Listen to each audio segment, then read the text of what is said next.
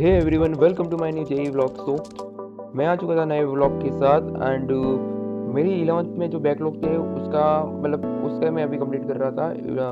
अभी मैं राहुल डूडी सर की क्लास कंप्लीट कर दी थी एंड मेरे नोट्स भी अच्छे खासे बन चुके थे।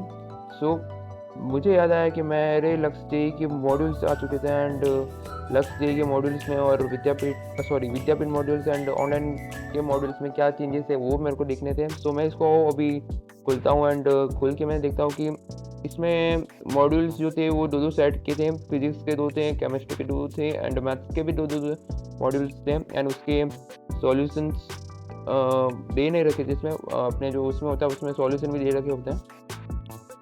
सो मैं अब एक एक करके मॉड्यूल्स चेक कर रहा था एंड अब देखना था कि क्या अंदर से मॉड्यूल्स में क्या डिफरेंसेस है, यानी कि मॉड्यूल्स अंदर से कैसे हैं। अगर विद्यापीठ के मॉड्यूल और ऑनलाइन जो अलग जेई के जो मॉड्यूल्स आते हैं उसमें और इसमें क्या क्या अंतर है, तो इसमें मुझे कुछ अलग सा लगा नहीं था। स्टार्टिंग में फ्रंट में जो उसमें एनालिसिस का आता है वही था, इसमें कुछ थ्योरी दे रखी थी एंड सेम टू सेम ही था, कुछ चेंजेस नहीं थे। अभी मेरे को दिख नहीं रहा था क्योंकि मैंने अभी अभी खोले थे एंड डीपली एनालिसिस तो किए नहीं थे मैंने मॉड्यूल्स के, तो मुझे अभी समझ नहीं आ रहा था कि क्या है। अगर एक बार मैं पूरा देखूंगा, पढ़ूंगा, एनालिसिस करूंगा कि मॉड्यूल्स में क्या चेंजेस हैं, सो फिर मैं आपको बताऊंगा।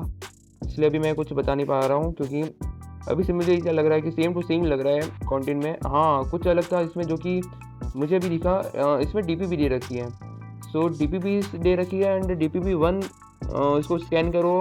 हाँ हाँ, डीपीपी वन को स्कैन करके फिर इसमें हर टॉपिक के पीछे एक डीपीपी दे रखी है। डीपीपी वन, डीपीपी टू, जैसे कि सर देते हैं इसमें पहले से रेडी आई है डीपीपी।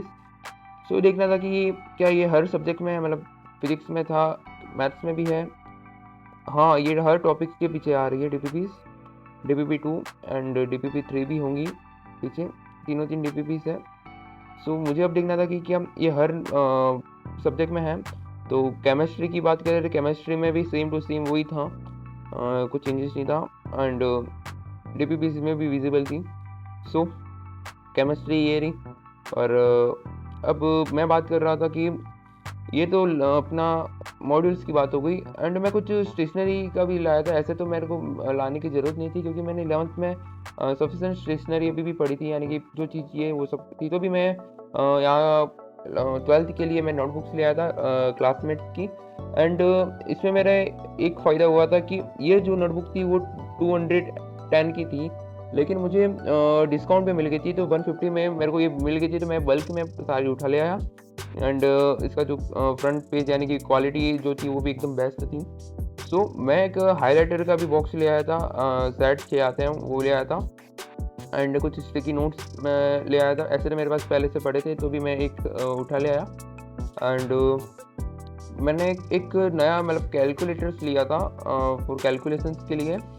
सो कुछ रफ नोटबुक भी ले आया था मैं एंड सो अब आपको ब्लॉग कैसा लगा, अगर अच्छा लगा हो तो प्लीज़ सब्सक्राइब करें एंड मुझे कमेंट में बताएं कि आपकी तैयारी कैसी चल रही है, कि आपके भी बैकलॉग हैं